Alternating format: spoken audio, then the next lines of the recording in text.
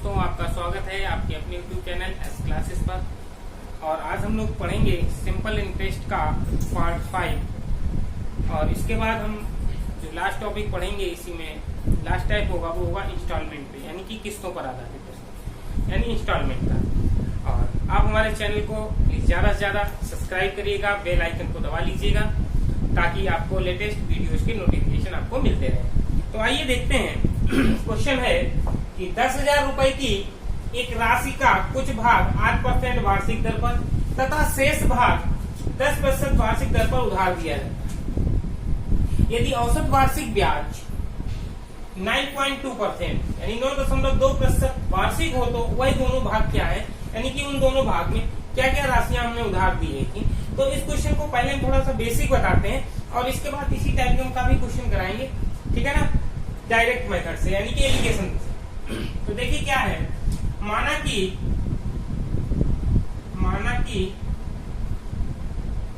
पहला भाग x है, x ऊपर मान लो, तो दूसरा क्या हो जाएगा,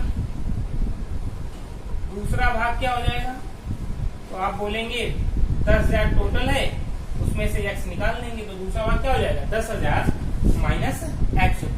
अब आपको कंडीशन दी गई कि 10,000 की एक धनराशि का कुछ भाग 8%, यानी कि पहला भाग क्या, कुछ भाग जो हमने माना, पहला भाग 8% मान लिया दिया गया, तो x का 8% और प्रतिवर्ष है 8% वार्षिक दर, यानी प्रतिवर्ष की बात है, वार्षिक है तो एक साल लेंगे और बटे 100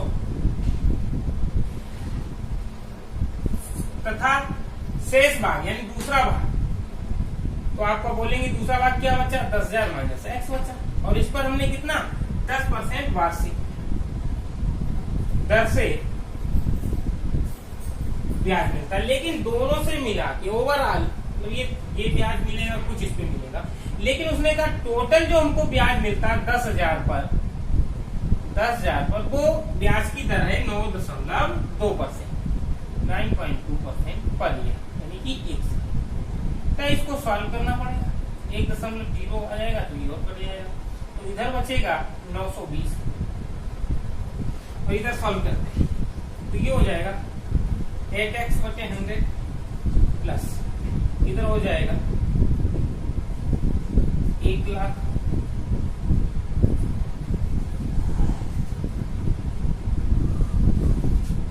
माइनस 10x अपॉन 100। अब इसको सॉल्व करेंगे तो ये, क्योंकि दोनों के हर कैसे हैं, समान हैं, और ये बराबर कितना बेटा 920 है, तो इधर बचेगा 8x plus 1 lakh minus 10x और ये 2 जीरो इधर बढ़ जाएंगे, इधर हो जाएगा 1। इस क्या करेंगे, 10,000 को 1 लाख को उधर ले जाएंगे तो बचेगा कितना 8,000 और इधर आएगा माइनस का 10x से, और इधर माइनस का कितना बचेगा 8,000, क्योंकि 1 लाख उधर जाएगा बेटा, तो माइनस से माइनस कैंसिल हो जाएगा, 2 से काटेंगे 4,000, यानी x बराबर कितना आ गया 4,000। अगर पहला भाग 4,000 है तो आप यहाँ 10,000 से 4,000 घटा देंगे, दूसरा भाग आ जाएगा 6,000 रुपए। ये आपका बेसिक मेथड है, हमें कंपटीशन में इतना बड़ा मेथड यूज नहीं करना है, इसके लिए हमने केवल समझाने के लिए आपको बताया बेसिक मेथड। इसको हम डायरेक्ट मेथड से देखते हैं कितनी जल्दी होता है, एलिगेशन मेथड। देखिए क्या करेंगे, दो भागों में राशियां दी गई, तो मान लेते हैं ये पहला भाग था और ये दूसरा भाग, ठीक है। पहले भाग यानी कुछ भाग को 8%, यानी जो पहला भाग उसने दिया है उस पर ब्याज की दर 8% रखी है, और दूसरे शेष भाग जो बचेगा उसकी दर है 10%, ठीक है ना। पहले भाग को उसने 8% पे था, शेष भाग को यानी दूसरे भाग को 10%, लेकिन उसने देखा कि ओवरऑल जो उसको 1 साल बाद जो ब्याज प्राप्त हुआ है उसकी जो दर थी वो 9.2% से, ठीक है ना। एलिगेट कर देंगे, एलिगेशन जब हमने पढ़ाएंगे एलिगेशन एंड मिक्सचर, वहां आपको बताएंगे कि क्या तरीका होता है एलिगेशन लगाने का। यानी ये जो वैल्यू होती है, ये वैल्यू एक से बड़ी और दूसरे से छोटी होनी चाहिए, ये वाली जो भी वैल्यू होगी एक से बड़ी है और यहाँ पे छोटी है। अगर दोनों ही वैल्यू इससे छोटी होंगी या इससे बड़ी होंगी तो एलिगेशन नहीं लगेगा, वो बात की बात है। तो यहाँ समझते हैं, तो 10 से 9.8 जाएगा तो बचेगा 0.8 और इधर बचेगा 1 पॉइंट। और एलिगेशन में कभी भी निगेटिव नहीं आता है, ठीक है ना, जो बड़ी होती है वो छोटी वाली वैल्यू से घट जाती है। यहाँ से दशमलव हटाएंगे तो 4 दूनी 8 और 4 तियो 12। यहाँ पे देखेंगे जो भी धन था वो 2:3 में बांटा गया है, यानी अगर टोटल देखें तो 2 3 कितना होगा 5। आप बोलेंगे 2 और 3 योग करेंगे, अनुपातिक योग करेंगे तो 2 3 5 होगा, लेकिन यहाँ पे टोटल वैल्यू कितनी है 10,000 है, तो 1 का मान 5 दूनी 10,000, यानी 1 इकाई का मान आया 2,000 रुपए। यहाँ पे आपको बताना पहला तो 2 भाग में है तो 2 दूनी 4,000 हो जाएगा, यहाँ पे 2,000 का गुणा कर देंगे और यहाँ पे भी 2,000 का गुणा कर देंगे तो ये आ जाएगी 6, यानी पहला भाग 4,000 और दूसरा भाग 6,000। आई होप आपको समझ में आया होगा। एक और देखते हैं इस टाइप का क्वेश्चन। ठीक है बेटा, सेकेंड क्वेश्चन है आपका 20,000 रुपए की एक राशि का, कितना 20,000 रुपए की एक राशि का कुछ भाग 10% वार्षिक दर पर तथा शेष भाग 20% वार्षिक दर पर उधार दिया जाता है। यदि औसत वार्षिक ब्याज 14% वार्षिक हो तो वह दोनों भाग क्या है, यानी दोनों भाग की राशियां क्या क्या है। तो आप लोग फिर समझेंगे, सेम क्वेश्चन वही है और बेसिक तरीके से आप बता ही चुके हैं। तो देखते हैं एलिगेशन मेथड क्या है। पहला भाग दूसरा भाग, टोटल राशि कितनी है आपको मालूम 20,000, लेकिन उसका कुछ भाग में पहला भाग उसने 10% पे दिया है और जो शेष रह गया यानी दूसरा भाग है उसकी दर है 20%। लेकिन उसने एक साल बाद जब देखा, उसको जब 20,000 पे टोटल ब्याज मिला तो उसने देखा वो हमको 14% की दर से मिला। ओवरऑल उसको कितना मिल रहा है 14%। यहाँ भी देखिए एक से छोटा, देखो ये वैल्यू इससे छोटी और इससे बड़ी है, एलिगेशन लग जाएगा आसानी से। तो देखिएगा 14 से 10 गया तो आप बोलेंगे 4 और 20 से 14 गया तो 6। यहाँ से अगर काटेंगे तो यहाँ से अनुपात निकल के आया 3:2, यानी जो भी पहला और दूसरे भाग की जो अनुपात आएगा, इधर 3 भाग मिलेगा इधर 2 भाग मिलेगा और 3 और 2 टोटल अगर अनुपातिक योग करें भागों का 5 होगा। और क्वेश्चन में टोटल राशि कितनी है आप बोलेंगे 20,000, तो एक भाग का निकाल लीजिएगा तो बोलेंगे 4,000 रुपए। एक भाग 4,000 तो 3 भाग तो आप बोलेंगे 12,000 रुपए। इसको गुणा करा दीजिएगा 4,000 और इधर 4,000 से गुणा कराएंगे तो आप बोलेंगे 4 दूनी 8,000, ठीक है ना। तो आई होप आपको अच्छे समझ में आ गया होगा। अब देखते हैं, अगर आपको प्रतिशत ना देके सीधी सीधी वैल्यू दी जाए, एक टोटल यहाँ पे जो दिया गया 2% दी जाए और एक में वैल्यू दी जाए तो उस क्वेश्चन को कैसे हल करेंगे ये देखिए। क्वेश्चन है तीसरा, यदि व्यक्ति बोनस के रूप में 12,000 रुपए पाता है, वह उसके एक भाग, यानी उसको बोनस के रूप में 12,000 रुपए मिलता है, तो क्या करता है एक भाग को 5% प्रतिवर्ष पर, शेष को 6% प्रतिवर्ष पर विनियोग करता है, यानी कि लगाता है, जबकि प्रत्येक अवस्था में साधारण ब्याज प्राप्त होता है। 4 वर्षों में उसके द्वारा कुल उपार्जित में मिलता है 2,580 रुपए उसे प्राप्त होता है। 4 वर्षों में उसके द्वारा कुल उपार्जित जो ब्याज है वो 2,580 रुपए बनता है। तो 5% प्रतिवर्ष पर विनियोग की गई राशि ज्ञात कीजिएगा। अभी तक बेटा हम एलिगेशन लगा देते थे डायरेक्ट, लेकिन यहाँ पे क्या है 12,000 रुपए दे दिए, एक पे 5% दूसरे 6, और यहाँ पे देखो जो टोटल उसको ब्याज मिल रहा है वहाँ पे रुपए लिख दिए, प्रतिशत नहीं दिया, तो क्या करेंगे, तो हमें क्या करना पड़ता है वो आइए हम समझते हैं बड़े आसानी से। देखिए 12,000 रुपए उसको बोनस के रूप में प्राप्त होता था, कितना 12,000, ठीक है। उसने इसमें से क्या करा, पहला भाग और दूसरा भाग 2 भागों में उसने धन लगाया। पहले भाग को उसने कहा भैया हम 5% पर देंगे आपको, कितने पे 5%। और एक चीज समझना, एलिगेशन तभी लगेगा यदि तीनों वैल्यू प्रतिशत में होनी चाहिए या तीनों वैल्यू फिर रुपए में होनी चाहिए। अगर 2% में 1 रुपए में तो एलिगेशन नहीं लगेगा। तो पहले को 5% प्रतिवर्ष पर और दूसरे वाले भाग को 6% प्रतिवर्ष पर उसने विनियोजित किया। तो आप ये बताइए एक वर्ष में 12,000 का 5% कितना ब्याज मिलेगा, तो आप बोलेंगे 12×5 = 60, 600 रुपए। 12,000 का 5% निकालेंगे तो एक वर्ष का जो ब्याज मिलेगा वो 600 मिलेगा। अगर हम दूसरी राशि को देखें 12,000 पर 6% के हिसाब से तो बोलेंगे 12 छंगा 72 720 रुपए, क्योंकि आप निकाल सकते हो 6/100 करेंगे 2 जीरो कट जाएंगे 5 छंगा 72 720 रुपए, ठीक है। लेकिन हुआ क्या, पहला भाग पे जो ब्याज मिल रहा है 600, दूसरे पे मिल रहा है 720 एक साल में। तो अब यहाँ पे आप देखें कि 4 वर्षों में उसके द्वारा कुल जो ब्याज मिल रहा है वो 2580 मिल रहा है। कितने 4 वर्षों में उसको टोटल ब्याज मिल रहा है 2580, जबकि यहाँ एक साल का है तो ओवरऑल हम एक साल का ब्याज निकाल लेते हैं दोनों राशि। तो एक वर्ष का हमें ब्याज चाहिए होता, हमने आपको बताया भी था। तो 4 छंगे 24, 1 बचा 18 हुआ, 4 चक्कू 16, 4 पंचे 30, यानी कि 645 रुपए, ठीक है ना। यानी एक साल में उसको टोटल जो मिलना चाहिए था वो 645 मिलना चाहिए था। अब देखिए यहाँ भी रुपए आ गया, यहाँ भी रुपए और यहाँ भी रुपए आ गया, या तीनों परसेंटेज में हो, तीनों रुपए में हो। आई होप आपको समझ आ रहा होगा।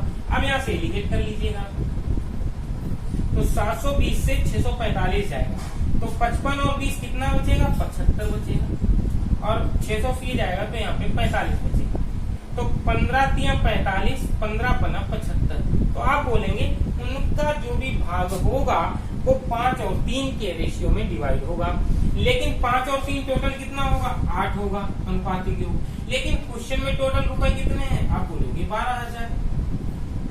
तो एक का मान निकालिए, तो 8 एकम 8, 8 पंच 40, 1500 रुपए हुए जाए। हमसे कह रहा कि 5% पर विनियोजित राशि क्या, तो 5% में कौन सा हिस्सा है 5, यानी 5 का मान निकालना है। तो 5 का मान हो जाएगा 1500 गुणे 5, यानी कि 7500 रुपए। कितना 7500 रुपए। 5% वाले जो प्रतिशत पर विनियोग की राशि कितनी होगी 7500। अगर वो पूछता 6 पे क्या होगा तो 3 का मान निकाल देते। तो यहाँ पे 3 सेकंड भी देख लीजिएगा, तो 3 गुणे 1500 कर देते बेटा, तो 15 तिया 4500। आई होप आपको अच्छे समझ आ गया होगा। नहीं आया एक क्वेश्चन और इस टाइप का देखो। कोई व्यक्ति 5000 रुपए की राशि का कुछ भाग 4% प्रतिवर्ष तथा शेष भाग 5% वार्षिक सरल ब्याज पर उधार देता है। 2 वर्षों के बाद कुल ब्याज 440 रुपए प्राप्त होता है। तो उपयुक्त दरों में से प्रत्येक पर लगाई गई ऊपर जो दरें दी गई 4 और 5% पर कितनी राशि उसने इन्वेस्ट की वो आपको बतानी है। तो देखिएगा, हमने आपको बताया है पिछले क्वेश्चन कि एक व्यक्ति के पास टोटल कितना रुपए था 5000 रुपए। उसने इनको 2 भागों में लगाया, पहला भाग और दूसरा भाग, और ये दोनों भाग ही अननोन होते हैं, हमको जानकारी नहीं होती है और वो हम क्या है ज्ञात करना है। लेकिन ये मालूम है कि 4% पे पहला भाग दिया गया है, इस पे 4% ब्याज मिलेगा 1 वर्ष में, और जो शेष भाग यानी दूसरा भाग है उस पे 5% पे हमें ब्याज मिलेगा। तो अगर 5000 का हम देखें 4% के हिसाब से एक साल में कितना धन बनेगा, तो आप बोलेंगे 200, 4 पंचे 20, देखो 2 जीरो खत्म हो जाएंगे, 4 पंचे 20 200, और 5% पे 5000 का 250 हो जाएगा, 250 रुपए हो जाएगा, 2 जीरो खत्म, 5 25, ठीक है ना। भाई 5000 का 4% 200 हो जाएगा, और 5000 का 5% 250 रुपए हो जाएगा। लेकिन अब आगे देखेंगे 2 वर्षों के बाद कुल ब्याज उसको कितना मिल रहा है 440 रुपए। हमें यहाँ पे एक वर्ष का निकाला है, तो हमें ओवरऑल 1 वर्ष की ब्याज की आवश्यकता है, यानी 2 वर्षों में ब्याज मिल रहा है 440 रुपए। तो 1 वर्ष में कितना मिलेगा, तो आप बोलेंगे 220 रुपए मिलेगा। 1 वर्ष में 220 रुपए ब्याज मिलेगा। तो यहाँ पे 220 रुपए आप क्या करेंगे, ओवरऑल उसको मिलना चाहिए था 220 जो मिला हुआ है। लेकिन अगर अलग अलग देखें तो 200 250 मिलता है। तो हम क्या करेंगे, यहाँ से एलिगेट कर लेंगे, एलिगेशन मेथड लगाएंगे। तो 250 से 220 जाएगा तो यहाँ पे 30 आएगा, और 220 से 200 घटेगा तो यहाँ पे 20 आएगा। अगर आप देखेंगे तो 0 से 0 कैंसिल हो जाएगी, तो आप बोल सकते हैं 3:2 के अनुपात में उसने क्या है को लगाया। अब आप थोड़ा सा कैलकुलेशन बच्चों वाली छोड़ के थोड़ा एक्सपर्ट बनिएगा। आप देखें 3 और 2 कितना होता है 5, लेकिन टोटल राशि कितनी है बेटा 5000 है। तो 3 2 में बटना है, तो यहाँ पे कितने जीरो है 3 जीरो है, तो 3 जीरो यहाँ लगा दो और 3 जीरो यहाँ। तो आप कहेंगे 3000 और 2000 यानी टोटल 5 हो गए। यानी एक का मान निकाल लो तो 1000 आ जाएगा, यानी 3 जीरो यहाँ चिपका दो, 3 जीरो यहाँ चिपका दो, यानी 4% पर जो राशि है उसका मान 3000 है, और 5% पे जो राशि लगाएगी वो 2000 रुपए है। आई होप आपको समझ में आ गया। आइए देखते हैं नेक्स्ट क्वेश्चन। देखिए बेटा, क्वेश्चन है 5 नंबर क्वेश्चन है, किस वार्षिक प्रतिशत दर से किसी राशि पर 10 वर्षों का साधारण ब्याज मिश्र धन का 2/5। इस क्वेश्चन में आप स्टार्ट में भी आपको पढ़ा चुके हैं, उसी पे आधारित टोटल ये क्वेश्चन अभी तक चल रहा है RT%। तो आप ये बताइए उसने क्वेश्चन में क्या कहा, क्वेश्चन की लैंग्वेज समझिएगा कि किस वार्षिक प्रतिशत दर से, यानी कि आपको क्या निकालनी है, R निकालनी, ठीक है। किसी राशि पर, कोई राशि नहीं होगी मूलधन, वो क्या है नहीं मालूम। 10 वर्षों का जो साधारण ब्याज है, साधारण ब्याज क्या होता है, SI, ये तो बोलते हो सिंपल इंटरेस्ट। साधारण ब्याज मिश्र धन का, मिश्र धन क्या होता है, ए होता है अमाउंट, ये को क्या कहते हैं, मिश्र धन, ए फॉर अमाउंट,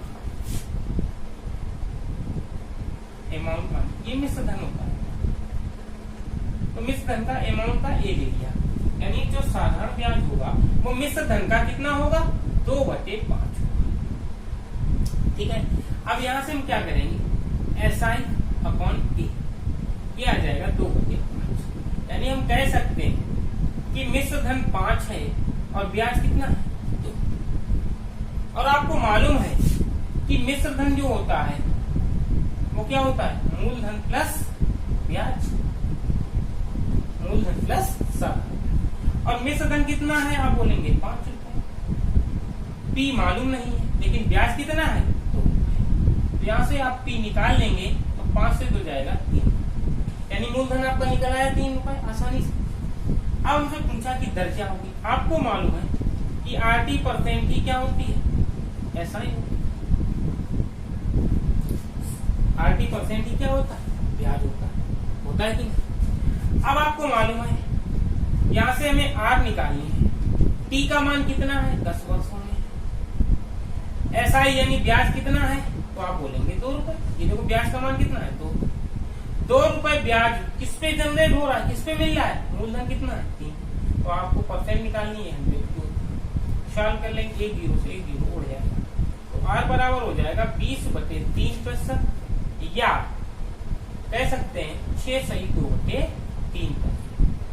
यही आपका आंसर। आई होप आपको समझ में आ गया होगा, आप डायरेक्ट भी कर सकते हैं, मैंने केवल समझाया था। यहाँ से SI और मिश्र धन का हम रेशियो बना लेंगे। आपको मालूम है कि ब्याज 2 रुपए है, मेरा मिश्र धन 5 है, मिश्र धन में हमारा ब्याज छिपा होता है, तो 5 से 2 कम कर दो 3, तो 3 हमारा क्या निकल गया, मूलधन निकल आएगा। RT% बराबर ऐसा ही होता है, यानी 2 रुपए मिल रहा है, मूलधन कितना है, 3 2 3 गुना 100 आप निकाल सकते हैं। आइए एक और देखते हैं, किस वार्षिक प्रतिशत दर से किसी राशि पर 5 वर्षों का जो साधारण ब्याज है वो मिश्र धन का 2/7 होगा। तो सेम वही क्वेश्चन है, उसी टाइप का। तो साधारण ब्याज जो है वो मिश्र धन का कितना है, 2/7। SI/A आप निकाल सकते हैं, रेशियो यहां से बनाएंगे 2/7, यानी कि ब्याज 2 रुपए है तो मिश्र धन 7 है, तो आप मूलधन निकाल सकते हैं, 7 - 2 बराबर 5 निकल आया। भाई मिश्र धन से अगर ब्याज निकाल लें तो मूलधन मिल जाता है। और आपको मालूम है कि SI बराबर क्या होता है, RT%, RT% ही क्या होता है, ब्याज होता है। तो R निकालनी है, T का मान कितना है, 5, और SI ब्याज कितना मिल रहा है यहाँ पे, 2 रुपए ब्याज है, तो मूलधन कितना है 5, तो 100 पे कितना मिलेगा। तो आप कह सकते हैं 5 से काटेंगे 20 आएगा, फिर इसको काटेंगे 5 को 20, और आप बोल देंगे R बराबर 4 दूनी 8। आई होप आपको अच्छे से ये क्वेश्चन समझ में आ गया। आइए देखते हैं नेक्स्ट क्वेश्चन। देखिए 1200 रुपए है, 1200 रुपए को 2 भागों में इस प्रकार विभाजित किया गया है कि पहले भाग पर 7% वार्षिक ब्याज दर से 4 वर्षों का जो साधारण ब्याज होगा वो दूसरे भाग पर 10% वार्षिक दर से 2 वर्षों के साधारण ब्याज की राशि कैसी है, समान है। यानी कि जो पहले पे ब्याज मिल रहा है पहले भाग पर, और दूसरे जो भाग पर ब्याज मिल रहा है, उन दोनों के ब्याज कैसे हैं, बराबर हैं। तो हमको ये बताना है वो दोनों राशियां अलग अलग कितनी थी। तो देखिए आप समझिएगा इस क्वेश्चन को बड़े आसानी से कि हमारे पास टोटल 1200 रुपए थे। कितने थे, 1200। इनको हमने 2 भागों में डिवाइड की, ये पहला भाग और ये दूसरा। मान लेते हैं इसको P1 रुपए दिया और इसको P2 रुपए दिया। ये बात समझिएगा, हमें ये तो मालूम नहीं किसको कितना दिया, ठीक है। तो मान लेते हैं 1200 में इसको P1 दिया और इसको P2 दिया। तो P1 राशि, जो P1 है धनराशि, वो हमने कितने पे दिया, पहले भाग पर 7% जो दर और 4 वर्ष।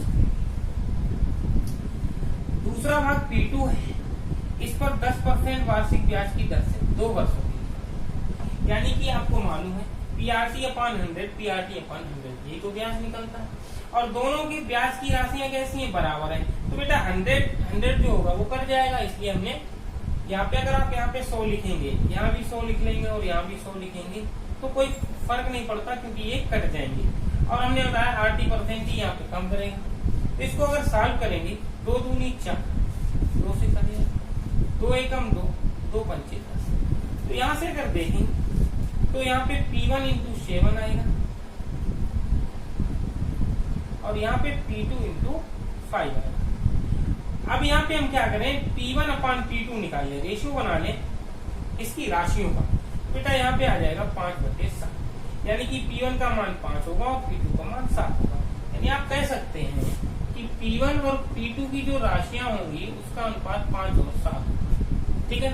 अगर अनुपातिक योग करें तो 5/7 कितना होगा, तो आप बोलेंगे 12 होगा, लेकिन क्वेश्चन में राशि तो 1200 रुपए है, यानी कि कितने 100 गुना लिखी हुई है। 2 जीरो यहाँ चपका दो, 2 जीरो, यानी कि पहली राशि 700 रुपए और दूसरी राशि 500 रुपए होगी। आई होप आपको समझ में आ गया होगी, सिंपल।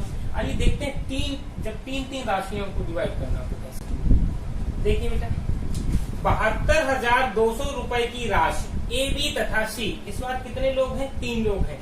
पहले वाला क्वेश्चन 2 पे डिपेंड था, वो तो आप कर लेंगे आसानी से, हमने आपको समझाया। ये 3 पे आधारित है कि 72,200 रुपए की राशि को ए, बी, सी को क्रमशः 2 वर्ष, 4 वर्ष और 5 वर्षों के लिए उधार दी जाती है। यदि प्रत्येक की वार्षिक ब्याज दर, यानी प्रत्येक मीन्स तीनों की, ए, बी, सी तीनों की जो वार्षिक ब्याज की दर होगी वो टोटल 8% ही रखी है कि सभी को 8% ही ब्याज देना है। तो उन तीनों ने कितने कितने रुपए उधार लिए, यदि वह समय की समाप्ति पर साधारण ब्याज समान रूप से देते हों। लिखा है समय की समाप्ति पर समान ब्याज का भुगतान करते हों। तो आइए देखते हैं इस क्वेश्चन को बड़ी आसानी से कैसे करेंगे कि 72,200 रुपए की आपकी धनराशि थी। ये 3 हिस्सों में, यानी 3 लोगों में, कौन कौन, ए, बी और सी में डिवाइड करेंगे।